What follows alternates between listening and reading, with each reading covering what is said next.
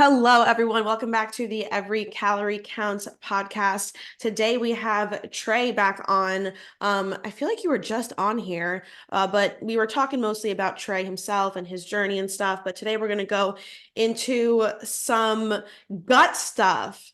Since we've all of us recently have seen a lot of gut issues amongst our clients.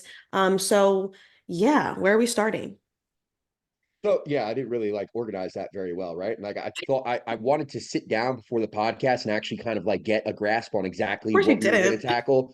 No, of course I didn't. I told you we have the my kids for whatever reason, Trey. I have a 4-year-old and a 9-year-old, and both of them recently have been very, very, very into Titanic of all things. Titanic. So my youngest daughter literally thinks she's Celine Dion, my 4-year-old, and she like when Celine Dion comes on and she's singing that song, my daughter is like going ham. She's in the back seat singing her. I'm like to the point where I'm like, baby, you got to calm down a little bit. Like you're screaming in my face, you know what I mean? But she loves it, and she loves the movie. She wants to be Rose Dawson. She actually asked if she could change her name to Rose. So she loves the movie Titanic, Well, right? well, But her then her like, middle name is Rose, right? yeah, it's June Rose. Yeah. So Just she call her Rose. associates highly. But again, it's just one of those things. You know, the weird thing is, the sex scene in the I don't know if it's a sex scene. I don't remember really, It's and I haven't really definitely been. it's definitely a sex scene. Yeah, so she's seen the whole movie, right? Oh My my God. 4-year-old seen, yeah, Damn. for sure, 100%. I know it sounds horrible, but she's seen it, and like she went to grandma and grandpa's house, and Oh God. she went to her grandpa with a toy necklace, and she's like, "Grandpa, I want you to draw me." So creepy. Grandpa's like, "No more Titanic." For those But of you anyway, that she are loves. just listening on audio, hop over to YouTube and watch Tim cry right now. It's Yeah, I hilarious. So literally she am crying. watches Like the whole seriously, movie.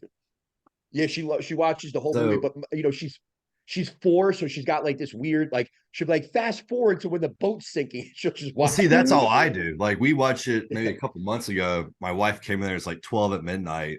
So hey, I'm gonna watch Titanic. It was when the thing crushed underwater or yeah. whatever. And I went straight to the end where the boat is sinking, getting destroyed. And she's like, "You are the most fucked up person I know. You only." That's I what was I like, "This tell. is the That's what I best tell part of my the whole daughter. movie." Yeah, That's what that's I tell my daughter. I'm like, you're screwed up in the head, baby. Like I don't know what I did wrong, but you're not there. But my son, on the other hand, he really likes boats now. Like I don't know where it came from. I don't know why, but like he knows all the origins of Titanic. Like his password on his phone is the year the Titanic was made, but he knows like their sister ships.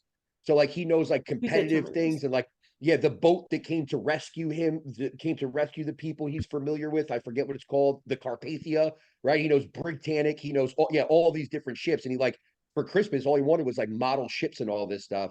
So again, it'll be we had to. It's in Virginia, so I had to book a hotel.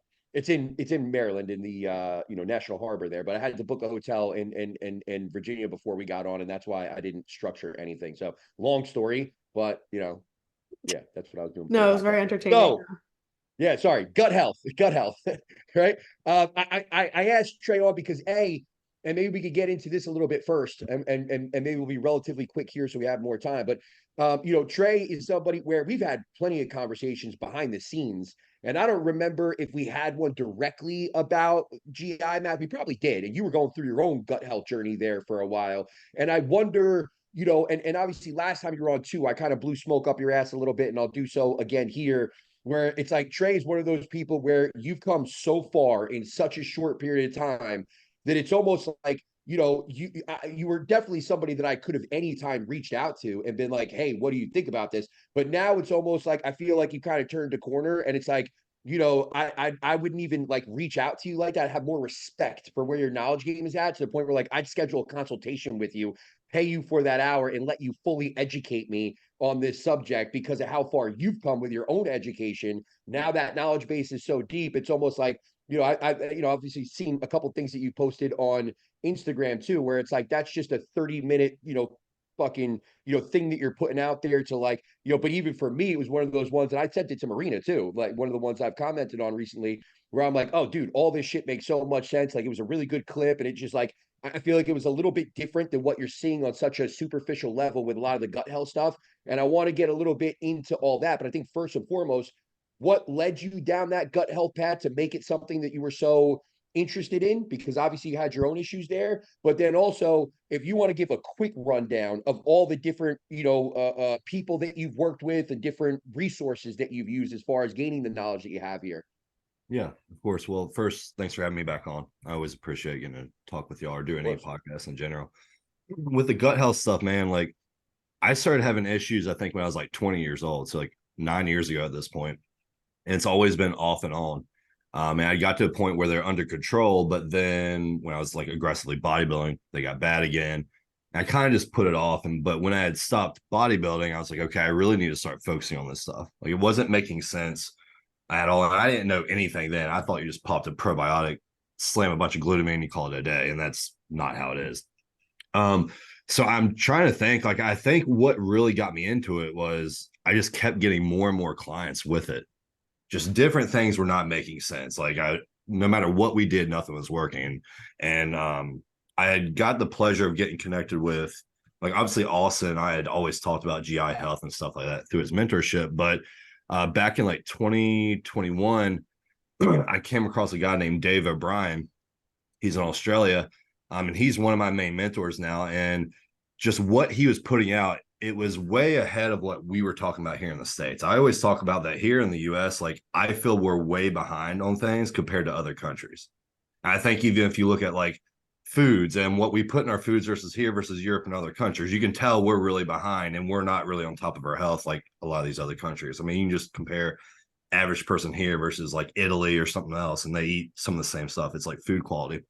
So when I got connected with Dave, it was simply just coming across like a random post of his that someone had shared. We popped on a call and he just blew my mind, because I always thought like, okay, I'm having a GI issue, probably SIBO. If this pops up on GI map, it's this. If they're having this, it's this. Let's just take some oregano oil. Let's take, I don't know, like Gut Defender or whatever, Candy-Bactin AR and BR, and call it a day. But that guy totally blew my mind. So I think it was really like just having clients run into that issue where I was at my like ends with like that. I did not know what to do. And that seldom was happening when I was coaching. I always could figure out what to do, but I was getting more and more people that were having these functional issues that I just didn't know what to do. And of course, Austin was helping me. But then I was like, well, some of this stuff isn't working either. It's like I'm missing somewhere. So Dave O'Brien is one of the main people. I still mentor with him now. We talk on the phone an hour, hour and a half every week. I've been doing that since 2021. The other one is Jake Dolishal. He's in Australia as well. Jake has mentored with Dave. That's like his original mentor as well. And with Jake, I've mentored with him almost a year now. He's more through WhatsApp. So he's kind of one, like I'll pick his brain on certain subjects, that type of thing. So those are two of the guys that I really think in terms of blood work, gut health, and like overall functional health, besides like Austin, who I've had the pleasure of like work with, 7 or 8 years or whatever. I really do think are leading the pack and are so far ahead of most of us. And I would say those are two of the people plus Austin that have really changed my mind on how to address some of these things. Anyone else? Brian Walsh is another one. If you can't follow whiteboard chats and stuff like that, you're going to have a really hard time understanding what he's saying. But I do think Jake and Dave are two really good resources that all of y'all can get free resources from them, because they do a live like every few weeks. And the stuff they put out is like, it will blow your mind and will really make you want to rethink some things. So I would say they're two of the main people. I guess other people, Gut Honest Truth.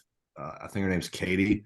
I've mentored with her over the last year as well. She's another one that I think has helped me, but it's more like from a lifestyle point of view, because she deals with lifestyle clients. She's not dealing with competitors or anyone else. Like, it's strictly health. I want to feel better. But the reason why I liked working with her was it gave me a different aspect than like how any of us would coach like an athlete. It's like you have a mom that doesn't work out, doesn't do anything. Like, how can I approach this person? How can I connect with this person emotionally and actually understand them while getting them better? So I would say those are like 3 of the 4 main people where I've learned a majority of mine from.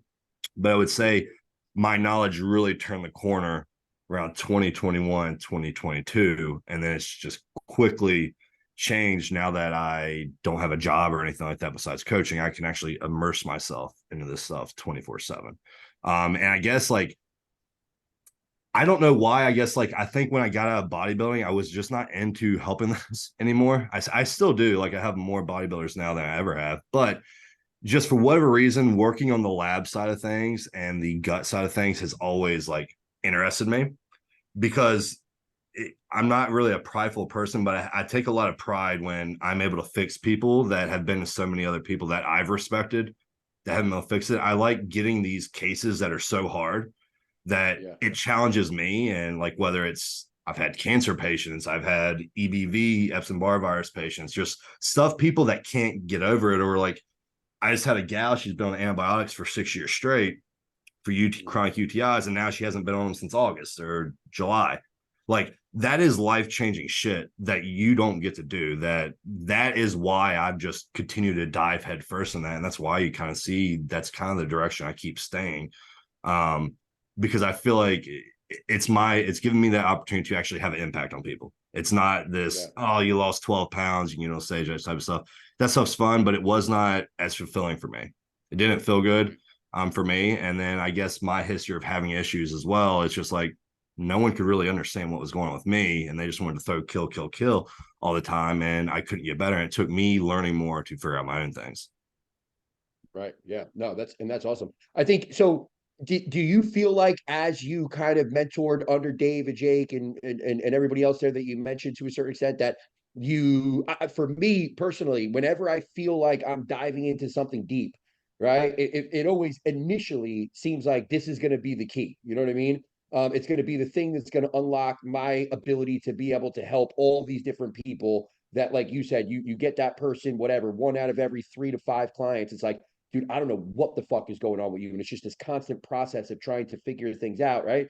Different labs, digging deep as you can based on those labs, right? So do you feel like unlocking the gut was something that opened up this, or is it like anything else, to where, for me personally, it's always been like, here's the gut health stuff. Let's understand that to the best of our abilities. Maybe this is going to unlock everything. Yeah. And then all of a sudden you're like back to, okay, well, that helped in these situations, but it's not, the magic key or whatever you want to call it. And then it's like, the functional or hormonal side of things, where it's like, okay, well, that helped in some of these cases, but it's not unlocking every single one of these.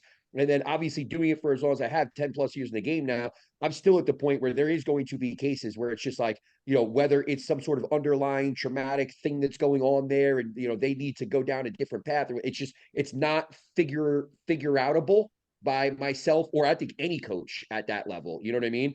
How do you feel about that, as far as what you've learned with the gut health, and how let me just, not to take up any more of your time here, but I feel like the gut is one of those things where, again, we look at that kind of like as the centerpiece. You know what I mean? And I feel like it has so much more of an impact on the rest of the body, that even on some of those smaller levels, depending on the case, and which makes it so interesting, right? Because it's such an inter-individual thing, where it's like, and we just talked about it before we hopped on, somebody's, Zion level can come back at 600, and they clearly have some of the worst leaky gut ever. But for whatever reason, that person, they can still hop on a plan and get some results.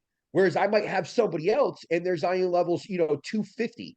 And it's like they're crippled every day. They can't stop shitting after every time they go to the bathroom. They're clearly not absorbing an ounce of food. They're all inflamed. And it's like their body's not working at all for some reason. And I feel like it's such an individual thing that it's hard to really kind of grasp in totality what's going on with that gut. But at the same time, it does make sense to me to think that the gut has a much larger impact on being able to figure out those tough cases than maybe any other area of the body. Yeah, I agree. Like, in my opinion, I would say majority of the time, you figure out the gut, the rest will be figured out. It's more of a matter of time thing. That's just my opinion, because you have gut to thyroid axis, gut to brain, gut to heart, gut to lung, gut to kidney. It's literally connected to every single thing. Gut to skin. Like, and if you think about what's in the center of our body, it's our gut, and then it just spreads out. So just in my opinion, that is the most important part, that if you figure that out, there's a good chance the rest is going to be figured out. But with that said, there's still, in my opinion, the root cause issue. Like, maybe from a mechanical point of view, root cause is gut. But I think we're dealing, and me and Austin talked about this, we're dealing with more mental health people than physical health people. That even if we get the gut in place, there's still a really good chance they're still going to have issues until they want to do the hard work and go through the trauma stuff. And I've had a gal now, she's been through 5 rounds of antibiotics before she came to me, $2,000 a round. So 10 grand in last year. I believe it. Yeah. We got her fixed, been fine for 6 months. All it took was her having a bad week of work and then her massively changing what she was following nutrition wise. She got constipated, didn't communicate, was constipated for a week. Now she's having reflux. And what is she doing? There's nothing wrong. She thinks her SIBO's back. She became her disease or disorder or whatever. She's SIBO Sally. Then now she's just spiraling. And here's why, because she didn't fix this. This is the problem. And then you dig deeper. It's like, oh, I've got trauma. I've got this and that. I think I'm fine. It's like, let's like actually go through your day and you figure out you're not fine. Like you're wanting to take these pills to fix it. But at the end of the day, if you keep relapsing, it doesn't matter what any of us fix. We're not fixing the root cause. So I think it's a mix of, yes, gut's most important from what we can do as coaches. But then the other part is at the same time, we have to figure out what that root cause is. Yeah. And can you really fix it? Yeah. Yes. And I feel like there might be some you can't fix. I feel like because of that, because of the mental side of things. Yeah. I feel like so often, like, especially for like newer coaches who are getting into like more holistic stuff, they think that like the root cause of the hormone issues is the gut, but like there is another root cause to the gut, and it's usually, like you said, it's like the mental health. Yeah, like I think you can put it in the best way possible. Like the gut is the mechanical issue that's going on in there versus but what is causing that mechanical issue is the problem in so many cases. And that's the thing. We talked about this last time too, even though I kind of grazed over it, where we have so much shit going back and forth now within the functional health community or whatever the fuck you want to call it, and the protocols and all this shit, and how like I don't think we ever learned that way based on Austin. I think we learned it from the other approach first, which is the person, right? And making sure that we manage the person. And I brought this up our last time we were on the call, but like there was a point, I remember this is before any of this. This is well before any of this function. In fact, I haven't even had a call with Austin in too long. But the reality is that way before anybody was arguing about functional health or anything like that, the mental side of things, this is probably like 2001, 2022. It couldn't have been 2022. It had to be like 21, right? If not earlier. But bottom line is I brought a GI map to Austin, right, from one of my clients that I know is all up here. It's all up here, all of it, right? And she's also, she has me as a nutritionist. She has a hormone doc. She has a psychiatrist. She has multiple different therapists, literally, right? She's like running the gamut of all these different things. So now she's on her mental health meds. She's on her hormone meds. She wants all the supplements from me. It's just one of those things where it's like I presented something to Austin, and I literally remember having that conversation with him, and I'm talking, and I'm like, you know what, dude? I know exactly what you're going to say.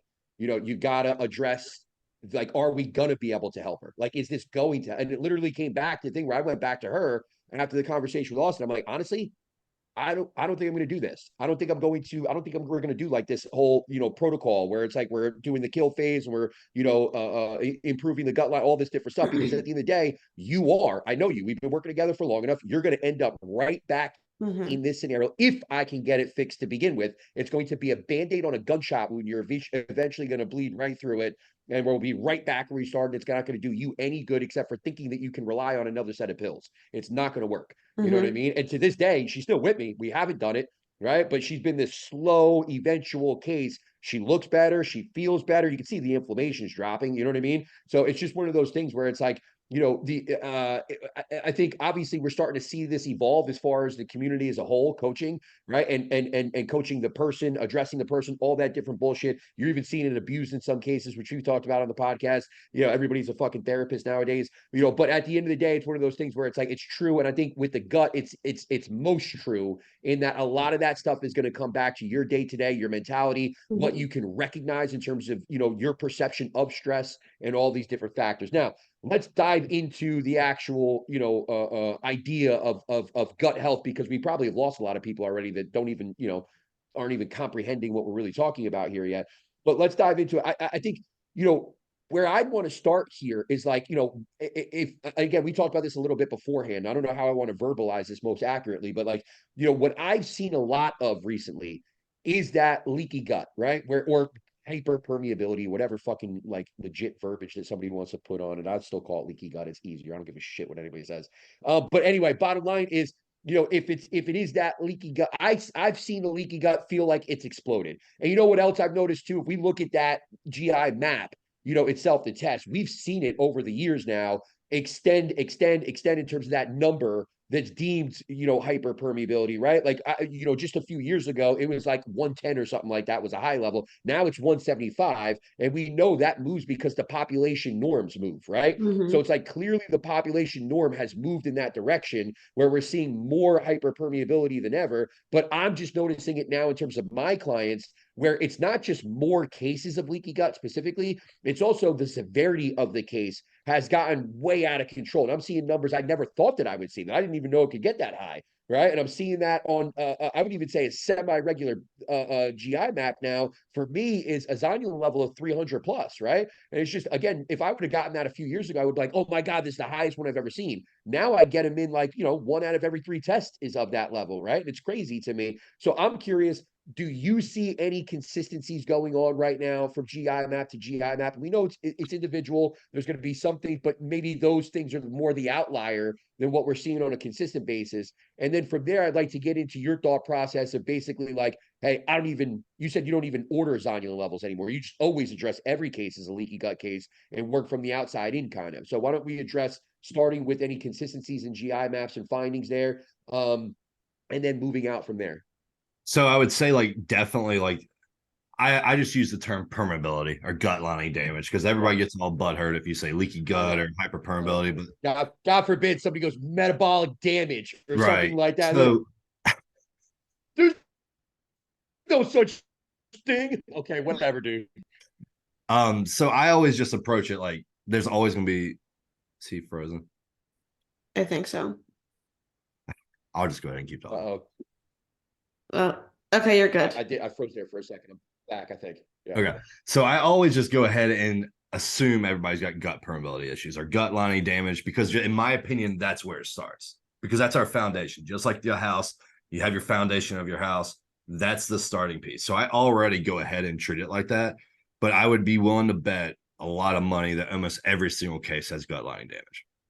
I can almost guarantee it. Like at this point, like as much as I see, everyone's going to have it. Now, is it going to pop up on zonulin or anything like that? It's like I mentioned to you, I just never get it anymore because I'd rather them save the $50 and just go on our way because we're going to have to treat it anyways. Because the reason why I just go ahead and just don't worry about it or treat that there's gut lining issues in the first place is because you have to think about like when we're stressed or if any foreign invaders, the only way they get in there is if there's a gap in the gap junctions or the gut lining. That's the only way that things can happen. There has to be a break in the structure for something to come in or come out. So just in my head, if there's any overgrowth or anything like that, or they're chronically stressed or inflamed, you can't tell me that stuff is not going to be damaged. So I just go ahead and be like, cool, we're going to address it anyways. But also the other reason why I always focus on it is because when you're throwing in all those killers, you're still going to be damaging the gut. You're causing tons of stress and inflammation in itself. So I just go ahead, don't order it. Any zonulin, I say, screw it. Treat it as if you do. Most of my people, I've already done like labs with them as well. So like usually on blood work, I can already pick up there's probably some permeability issues here or some point of time. So I agree. What are you looking at on blood work to establish that? White blood cells? Like what are you looking at there? So neutrophils is going to be one of the main ones. If it's high or low, there's definitely be some sort of inflammation, infection, stress, that type of thing. But the biggest one, I'll be very frank with you, you're probably not going to find any research on this. This is credit to like Dave. It's the MEB total. So it's combining your monocytes, your eosinophils, your basophils. You have 0.45 to 0.7. When you add all those up, you get your total. If it's over 0.7, think more acute permeability. If it's below 0.45, think more chronic. So what I do with anyone that I take on, most of us are like, hey, do you got any labs? Can you send that to me? And like, oh yeah, here's last week's or last year's labs. I ask for everything. So if they have 10 years of labs, they send it to me and I plot everything and I look at a trend because we can almost pick up this is when this happened and we can kind of start to paint a picture because even though that range can work to point out permeability, again, there's no research. This is more like experience from Jake and Dave. It's more anecdotal from what they've seen. Still, like you might find someone they're like in that 0.5 range all the time. It's not really in that low, but it's low optimal. We can probably correlate there's probably some gut lining issues at that point, because it's usually going to start high and then it's going to come low 9 times out of 10. So that's the main one I look at. But then when I see things like ALP being very low, so alkaline phosphatase, that's usually going to be a zinc issue. But if I see that absolutely crushed, you can't tell me that there's not any gut lining issues or inflammation or anything like that. So I start just picking apart those things, because you can usually pick that up really quick. Mm-hmm. Now, when we get to the GI map, we're not doing the zonulin, but we can still probably pick up some things that are going on, like calprotectin is probably going to be a little bit off. If you see like steatocrit is like high, most likely there's going to be an issue with fat absorption, which means there's probably going to be an issue with bile, which most likely, if there's a bile issue, we're going to see gut lining damage in the first place. And bile is like one of our main protective mechanisms, along with stomach acid against pathogens and that type of thing. So if I'm seeing stuff like that come up, I'm like, okay, there's 100% going to be gut lining damage, but I go ahead and just treat it as if there is, because at the end of the day, and we talked about this before, imagine you're building a house. If I go buy a chunk of land and be like, okay, I'm going to build a house, and I'm focused on only building the interior, and I don't build any of the exterior or any of the basic structural integrity of the house, the next storm or snowstorm or anything that comes through, it's going to destroy everything in the house. Doesn't matter what I do. So it's the same thing with the gut. If you don't build that gut lining, no matter what, it doesn't matter what we do on the inside, it's still going to get jacked up again, because they're going to relapse. There's going to be an issue regardless. So I just tell everyone, treat the gut lining. And a lot of the things we would already use is kind of already doing that, like the zinc carnosine and the glutamine and that type of thing. So being that you don't check the zonulin and you're going to basically, you have your own way of assessing to a certain extent. Maybe you've already mentioned how you have your way of figuring out what is a worse case maybe than other cases, right? But it's kind of an indirect way of going about it, so to speak, right? So in your world, right, I'm going to use the protocol word, don't freak out. But like, do you have basically like, hey, this is my gut lining protocol, since I'm not necessarily in depth seeing where yours is versus yours versus yours. We're all just, this is what works. It's tried and true. I'm going to go with it type of deal. So with everyone, no matter who it is, I have a phasic approach to things. Again, credit to, you're going to hear me give credit to other people because that's just my way, but credit to Dave on this, and then obviously Jake. I do a phasic approach with everyone. It's usually 3 to 4 different phases, maybe 5. Phase 1, habits. We have to nail those habits. I don't care if you come to me with the worst GI map of all time and you literally cannot eat without throwing up or diarrhea or anything. I'm not putting you on a single thing until you show me that we can conquer these habits, because that's what we have to hit first. Now we go into like, that's kind of like your prelim phase. Now phase 1 is like, okay, it's our prepping phase or healing phase. And it's like I said, we're so focused on kill. We need to rethink or reframe our thought process as heal. That needs to be, and healing, we can go more broad with that. Healing is more than just killing. We confuse the two. 100%. Just because you kill something doesn't mean we're healed. So that prepping phase is where we're kind of like bringing down inflammation. We're working on the gut lining. We're addressing whatever symptoms are having. Maybe it's a stomach acid issue. Maybe it's a bile issue. Maybe it's a motility issue. We're kind of getting all of that in line. And that's kind of what I would call that leaky gut or permeability phase. So it goes heal. And then maybe in that first heal phase, that maybe is where I'm also going to use things that are more multifaceted. So when I approach everything, I approach it in a more multifaceted approach. And what I mean by that is, instead of just thinking, okay, there's probably gut lining damage, what can I use that's good? Most people go for glutamine. Glutamine only has one benefit, in my opinion, and the main one is gut lining. But why can't we go with something like a colostrum? Colostrum is going to help with the gut lining. It's going to help with white blood cells. It's going to help with that secretory IgA, whether it's high or low. The other thing is, if that secretory IgA is already high and you go hammering some glutamine, they're going to feel like shit. They're going to feel miserable because that's only going to keep raising it. So like, that's one way we can be more multifaceted. Or if you throw in something like curcumin in there, that's going to work on the inflammation. It's going to work on the gut line. It's going to work on oxidative stress, but it's also going to work on certain strains of pathogens. So like H. pylori, or if you throw in a probiotic, that can work on symptoms, but that's also going to work on some of these pathogens. So like, this is where you can take that first phase to work on the inflammation and the gut lining, but you can kind of sneak in things that are going to still do some of the killing and work.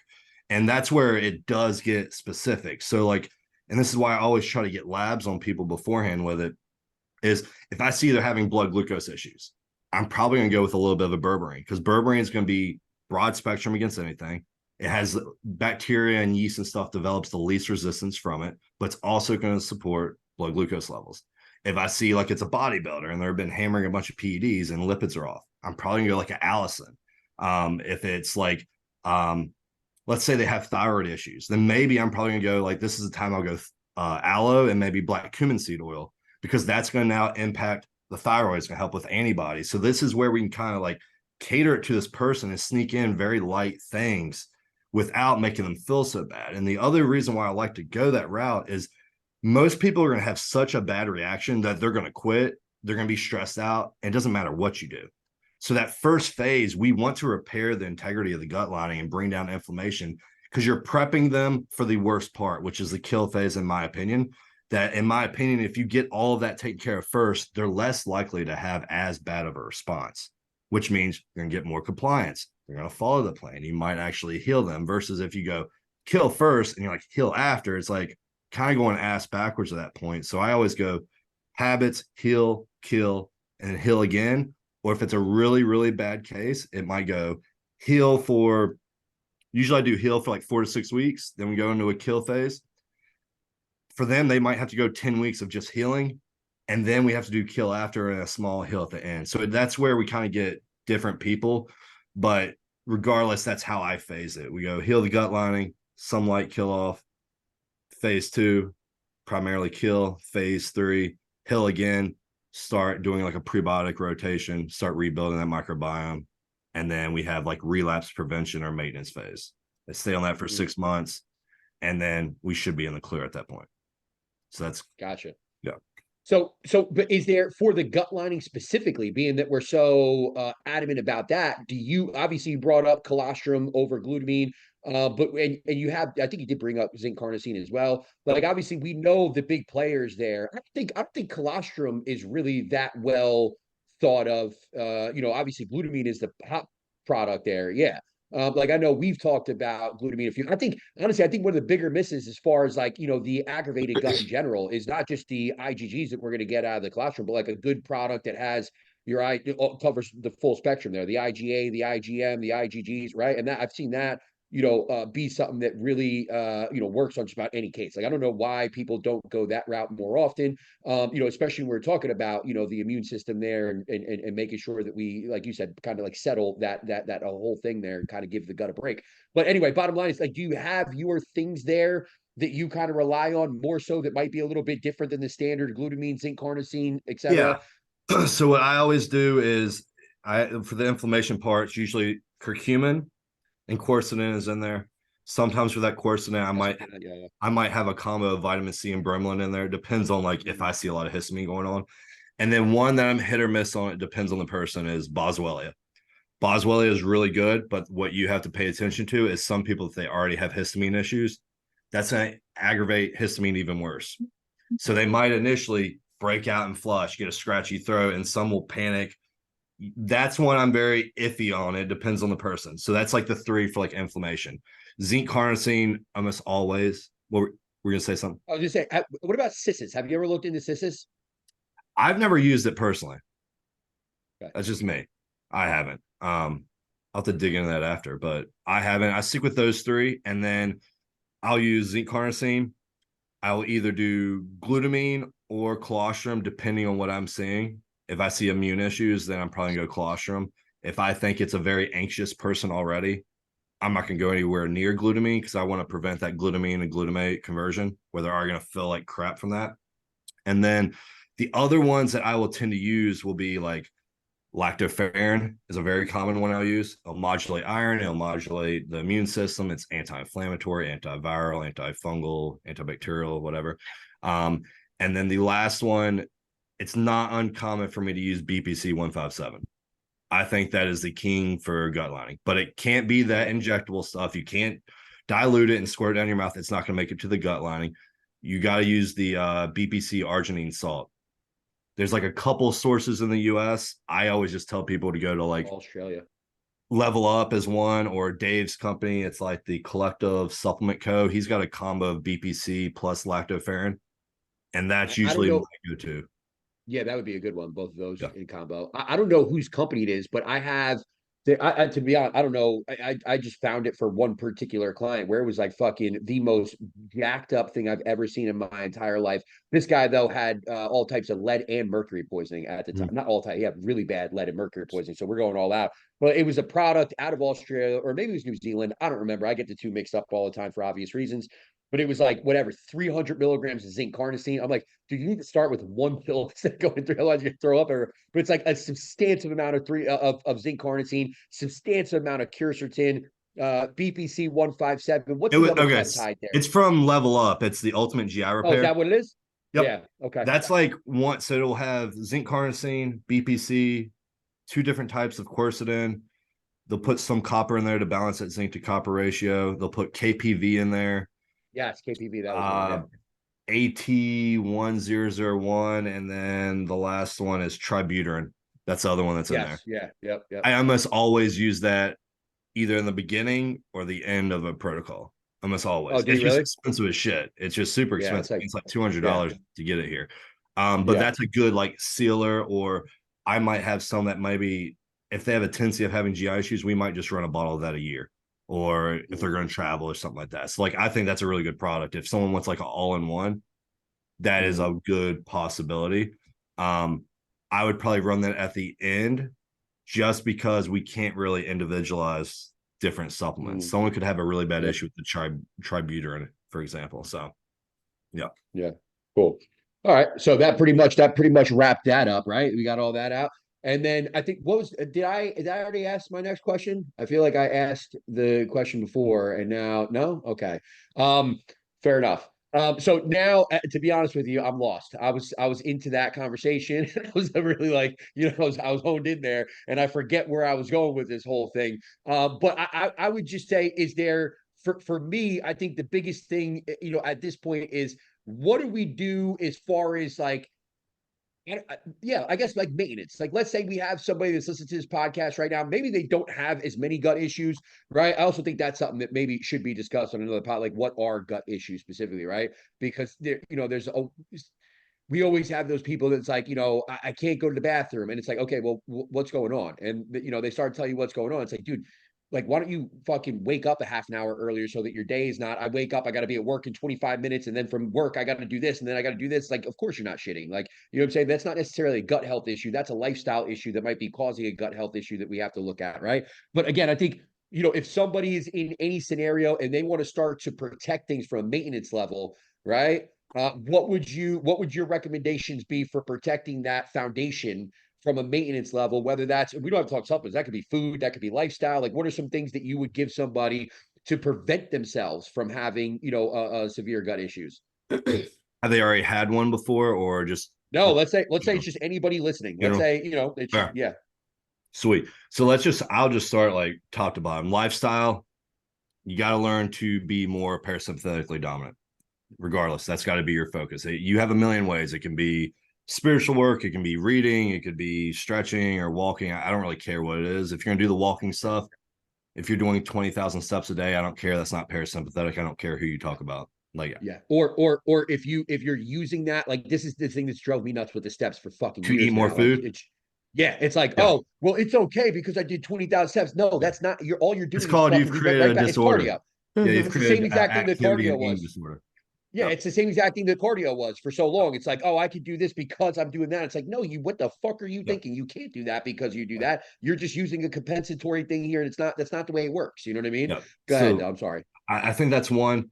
Hydration is the next biggest key because, like, I think I mentioned this. Like, the three major things that causes a gut issue, it's usually a motility issue, a stomach acid issue, and/or a bile issue.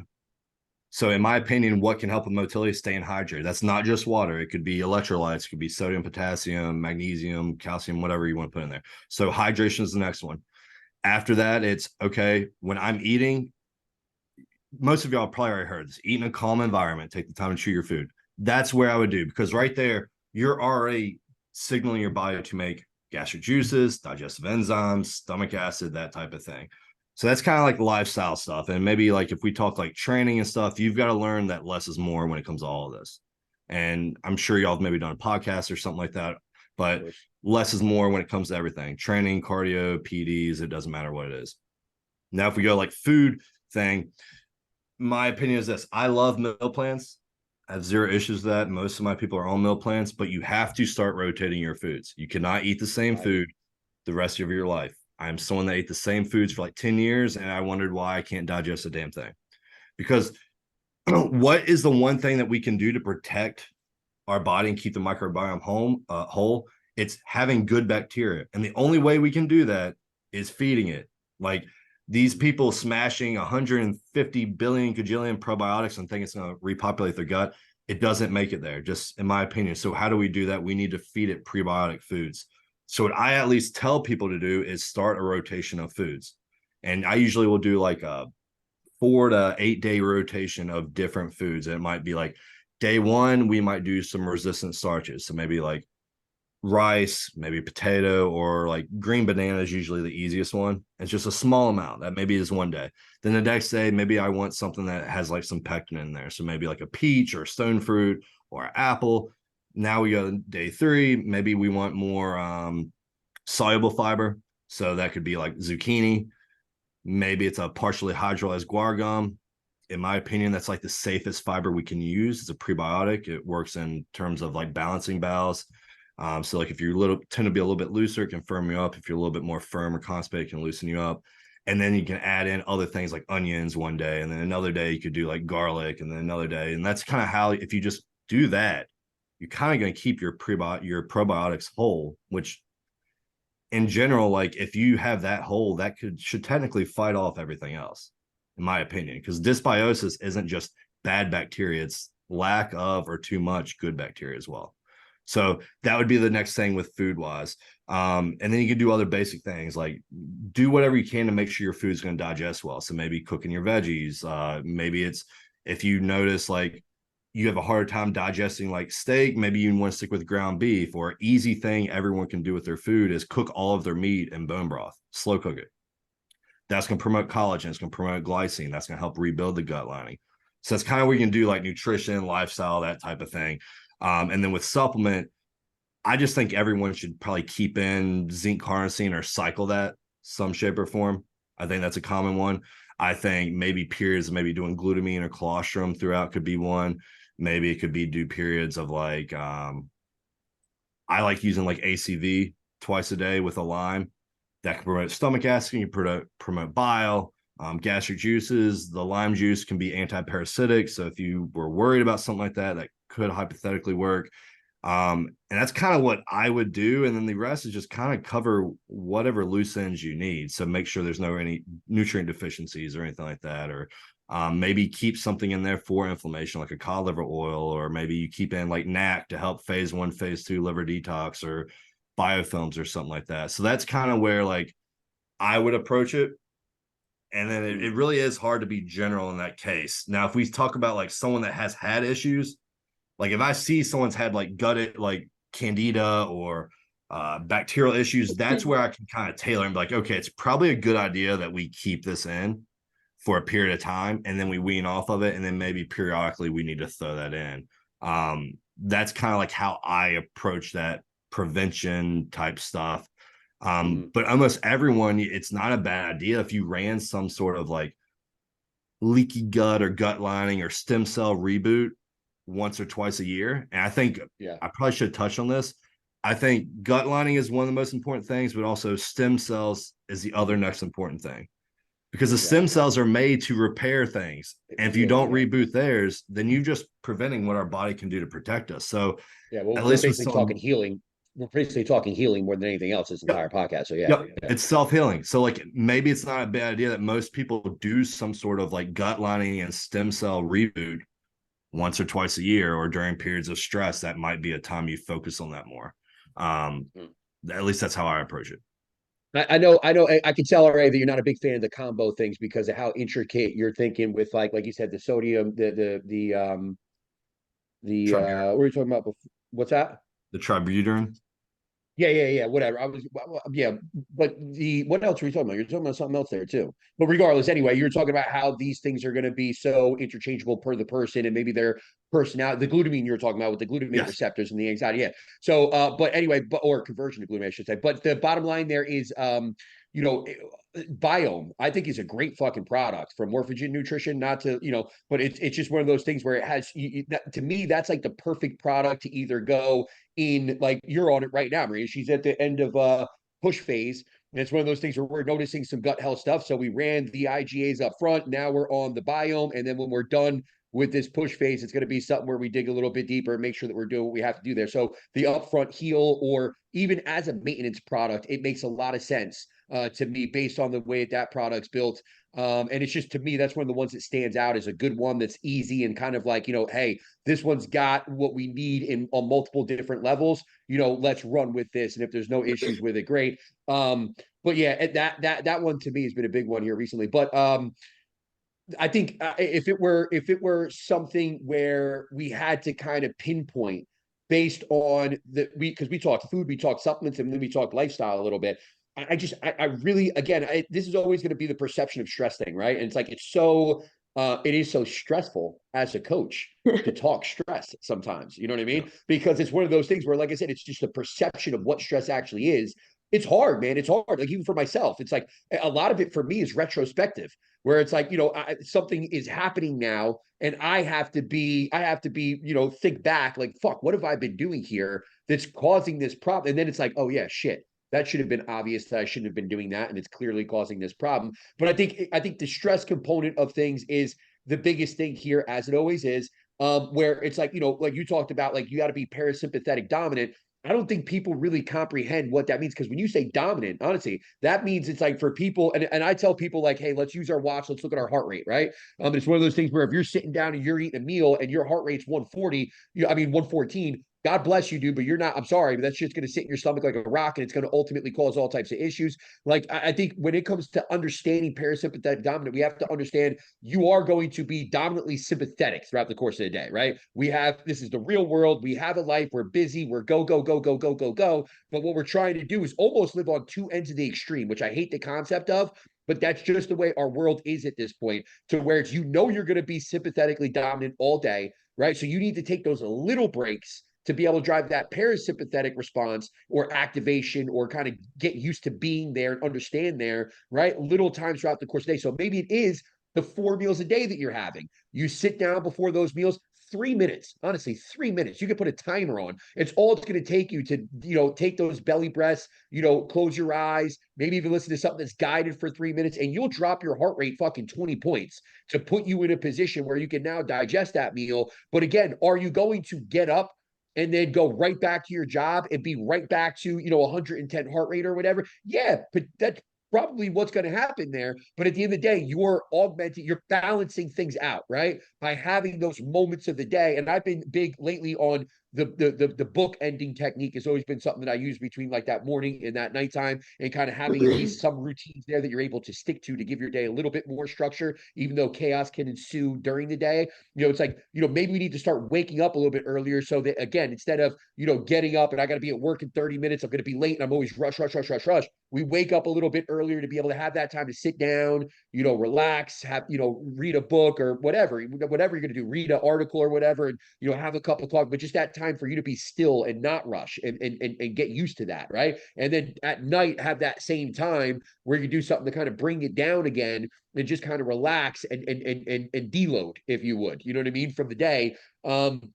I just think that that's one of those things where obviously it's missing and it's completely and totally underrated. And we've talked about this through every facet of what we do here in the fitness industry. But I think this is the biggest thing when it comes to gut health. I think this is why we see so many gut issues, right? It's going to be what's happening between the ears. It's going to be what's happening with the lifestyle. And it's going to be that basically running amok and causing an issue as far as your gut is concerned, regardless of the issue. Yeah. Yeah, I agree. I mean, like, sure, like we'd love to be parasympathetically dominant, but like you mentioned, reality, you're not going to be able to do. Instead, like, I like to think of it as, let's just try to organize your chaos. Yeah. That's going to help. But Or really, even like, go ahead. But like that's like at least one thing that we can change. Like I feel like most people are missing the routine. They're forgetting to take care of that stuff. Mhm. Yeah. Or at the end of the day, they're so focused on things that they have absolutely no control of. I think if there's one takeaway here, you've got to learn to have the effort mentality and realize, do I have control? Like when life is stressful, you have to take a step back and like, do I have any control here? If my boss is riding my ass because the team didn't hit quota, and you look at, well, I hit quota, that's not my, do you have any control here? No. So like in that sense, you need to learn F it. There's really nothing you could have done different. And I think that is the biggest thing is if people can start reframing their thought process with that, you're going to be so much better that you won't have to like, you won't constantly be in that fight or flight. It'll just become nature and it's natural. And it's like, okay, like this is stressful, but I can't do anything about it. The other thing is I challenge everyone when those stressful events come about, actually take the time to like actually think about it. Be like, okay, why is this stressing me out in the first place? And it could literally be anything. Well, maybe it's like I don't even know if something top of my head, but what I tell everybody is reframe your thought process as like opportunities. Everything has a blessing and opportunity with it, even the bad shit. So you can always be like, okay, I got in a car accident. This is very, very stressful right now. But you know what? Did you die? No. Okay. Then that's a blessing. You can start picking out good out of every single scenario. And that's something I try to push on to all clients. And I find everyone, whether they're on a functional health journey or if they're just trying to lose 10 pounds, there's absolutely nothing wrong with them. That prevents any bad stuff from happening. It's always a mental issue. It doesn't matter. Like me, Tim, and Marina could talk like at ends about, oh, here's the perfect gut protocol. Here's the perfect functional health root cause coaching that you could do. But at the end of the day, if you're constantly like stressing about your husband doing stupid stuff that you have no control of, or your kids acting bad, then okay, like you're limited to what you can do. You just are. And at the end of the day, like you've got to realize that and understand we only have so much control. And then the only other thing I find with everyone that has a gut issue is they're so focused on trying to be fucking perfect, and you can't be perfect. Of itself is Like whether someone believes in a higher power, whatever, everyone has their own beliefs. I know I have my beliefs. There's only none of us are perfect. It's humanly possible. Tim's not perfect. I try to be perfect every day and I fail every day at it. And it's great. But that's the other thing. Stop being so fucking perfect. Understand you're human and then start taking control of your life and stop living in fucking chaos. There's enough chaos in the world. So that's where I mean like that organized chaos. And that could maybe be like, if the news stresses you out and the politics and the disaster of a country we live in right now stresses you out, probably best not to pay attention to that stuff. If your kids acting out stresses you out, okay, then maybe you need to ask for help, or maybe you need to sit down and actually change your parenting lifestyle. If your boss is riding your ass and there's absolutely nothing you can do about it, then maybe you need to step aside and like, hey, can I just express these concerns in a professional manner? And you can start taking control of these stressful environments versus just being like, oh gosh, I'm drowning. What do? I just keep spiraling. And then that's how you're going to lead into all these issues. That's where it always starts. Yeah. It's either you're a victim or you're doing something about it.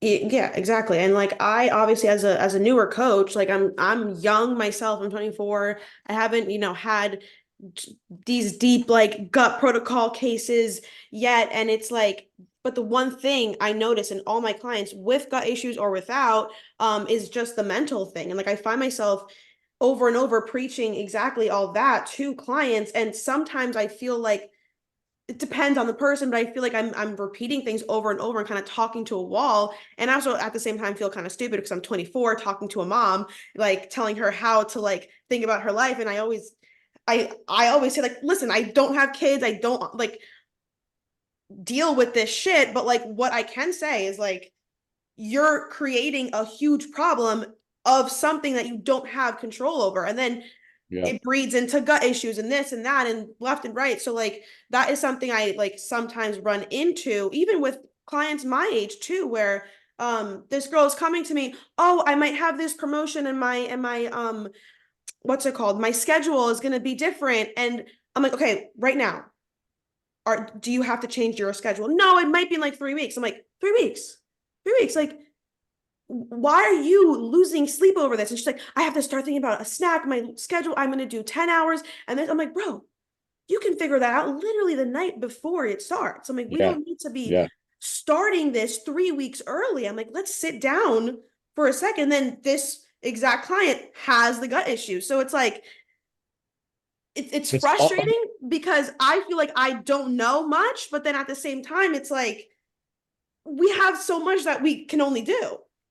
Yeah, no, you know plenty enough to know exactly how you should be directing these people, and you're doing it the right way, regardless of whether you can truly comprehend their lifestyle or not. It's the fact of the matter is, it's too much, and they need to find a way to be able to deal with that more appropriately, so to speak, right? But I think the biggest thing there for me is understanding that when it comes to kind of activating these low, like stress management in general, like nobody's going to do it for you. Like there's no coach that's going to do it for you. There's no pill that we have that's going to do it for you. There's no gym that's going to do it for you, or magical routine that's going to do it for you. Like it's going to take real and honest work on your end to separate yourself from your day in certain areas, right? And not have this feeling of I don't have time.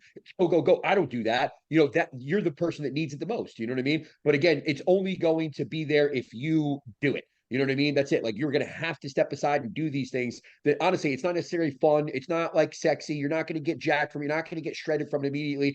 But again, it's a precursor to all of these things and better outcomes as a whole. And again, if you don't practice those things, they're not coming in any way, shape, or form otherwise. It's not going to come, enough so via your 1 week vacation that you get every year. I'm sorry, that's just not enough. It's not the way it works. And you're on the fast track to being that person, that's, looking at cardiovascular disease at the age of 57, let alone fucking gut health issues, if you don't fucking learn how to have some more control there.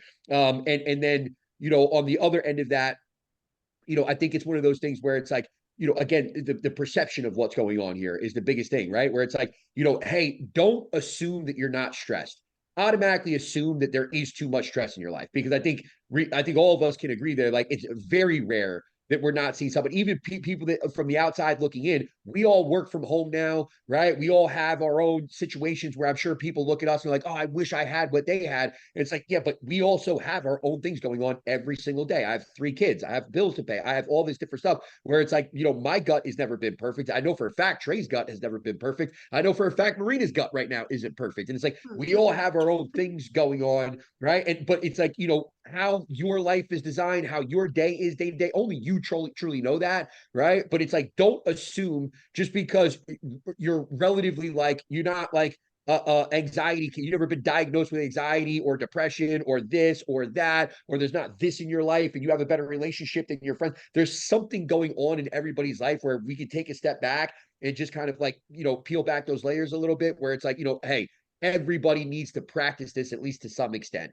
right? Everybody. And if you don't have to practice that based on your, God bless you. You are the perfect human being that Trey just said that doesn't exist. But I would still say it would serve you purpose now to start practicing that. So if you do encounter these rough times in your life, you already have a solid foundation there of practicing these things. You know what I mean?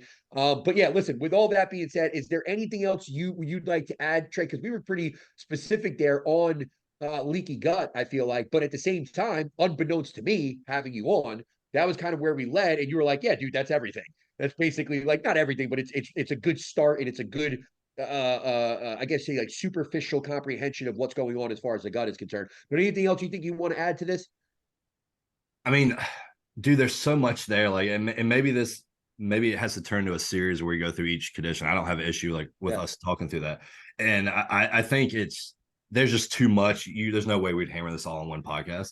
But then also I would argue maybe everyone's got a gut issue, but they might not have gut symptoms. And so at least something maybe y'all could do, I tell all coaches, run an extensive symptom assessment. I'm willing to bet you pick apart stuff that you wouldn't have thought about. And there's been so many gut issues in the last year that I've picked up. They had 0 gut symptoms, but we picked up things by me asking questions. A simple one: do they have oral thrush? No, I don't, but I keep getting UTIs and my partner does. And say, okay, what is the 3 leading causes of UTIs? Klebsiella, Candida, E. coli. Your partner's got oral thrush. Is there a way when you're intimate with your partner, you could pass that to one another? Yes.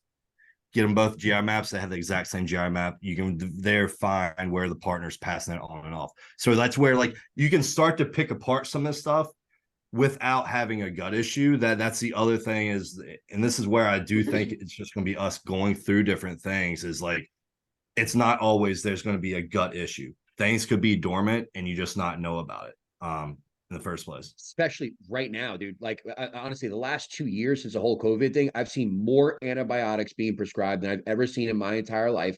And I've also seen more consistently reoccurring immune issues, right? Or immune issues, if you would. People just getting reoccurring sick over and over and over and over. The one person I talked about, like the person that got the leaky gut for the zonulin level came back at 600 and just fucking through the goddamn roof. Otherwise, her gut's almost perfect. It's literally just that zonulin that's through the roof, calprotect is through the roof. Some of the IgAs are messed up. Everything else is great. Never, ever, ever complained about her gut once, ever. Right. But it was just this reoccurring thing for 2 years straight where it's sick. And we tried everything. We tried, whatever it was, like, adaptogens. We tried, different herbal things. We tried, silver biotic. Like, we tried to maintenance in some way, shape, or form of that immune system, and it just kept getting worse and worse and worse to the point where I'm like, dude, we got to look under the hood here. Like, you got to get a GI. But I never had any gut health issues. And then, sure as shit, the worst signing lever I've ever seen in my life. Right. I mean, you can look at, you just meant, I'm not going to say the C word because I don't want things to get flagged, but since that has happened, whether you had it or you got whatever medicine for that, that is so much more reoccurring. If you just type in that plus PubMed plus gut health, you're going to find SIBO, you're going to find something. So like, that's the other thing. Like, we're got to uncover the hood. There's way more to this than someone having peeing out of their butt or being constipated for a month. It's not, that is not gut health. It could be skin, it could be hair, it could be constantly congested, it could be like it could be bloated, it could be literally could be anything. So like, that's where, like, you might not, I get people all the time where they absolutely have no gut symptoms at all. There's not a single one. I'm like, well, dude, like, based off of your labs and stuff like that, there are issues. And the easiest example I can have is I have a guy with Addison's, and we actually had to send him to the emergency room because his potassium was like a 6, his sodium was like a 2, and his heart was just going to lock up. And we caught it, told him the test to run 100% Addison's. I'm like, well, dude, there's 100% a gut issue here. And let's just do a GI map. And he had every autoimmune one you could pick up, but he didn't display any GI symptoms at all. He wasn't pissing out of his ass?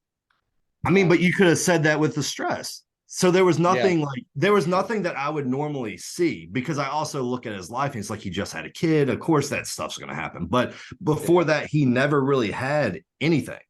All we can be like is there's a chronic inflammation and stress issue. But then when you pull in the hood, you wouldn't have picked that up on labs or anything like that. You would have known it's autoimmune, but that's where we can use a clear example of where gut to adrenal is the root there. So I guess that's the only thing, is that everybody realized they could have underlying issues without displaying a gut issue. And that's where a very in-depth symptom assessment comes into play, and actually talking to your clients. Like, actually talk to them. Just don't say, hey, what's your training? That type of stuff. Actually talk to your clients. And I'm almost willing to bet every single person that has trauma in their life, they probably have some sort of issue you don't know. But also we need to be realistic, because most people are not going to come to you and say, hey, I wake up and at least every other week I have vaginal thrush all the time. Most people are not going to be honest with you, especially like Tim, you and I as men. Most females are not going to want to talk about that to anyone at all. Their male coach, But if you put in a symptom assessment and you just click it, it's like, okay, you're not even having to have that conversation. Then you get into it and you explain, hey, this is why it's important for us to go through this. And when they're reading through that symptom assessment, they're like, wait, I do have that issue. And they wouldn't have been comfortable to tell us that in the first place, unless it was on that symptom. And then that's where you can kind of uncover a lot of these things that maybe we wouldn't have thought. That's a good call. Basic questionnaire. Nice. All right. Anything else you want to add, Marina? No. All right. Well, Trey, I appreciate you coming back on, man. If you want to, well, I guess this is your job, Marina. Go ahead. Do the outro, dude. I'm doing the outro. Thank you, everybody, for listening to this week's episode. Trey, thank you for coming on. And yeah, we'll catch you guys next week. I'll also link all of Trey's, well, I guess just your Instagram I have, below. And yeah, peace out.